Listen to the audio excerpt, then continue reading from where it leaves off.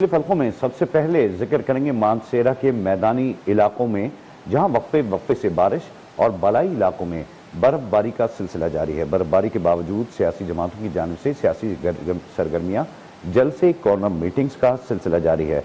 तफसीलात जानेंगे नुमाइंदे न्यूज़ वन सैयद नुमान शाह से। नुमान, अपडेट कीजिए। मानसरा शहर समेत मानसरा के मैदानी इलाकों में वक्फे वक्फे से बारिश, जबकि बलाई इलाकों वादी कागान, नारान, शोगरान, सिरन वैली और कोंच वैली में बर्फबारी का सिलसिला जो है वो बदस्तूर जारी है। बारिशों और बर्फबारी के बायस जो है मौसम इंतहाई सर्द हो गया है।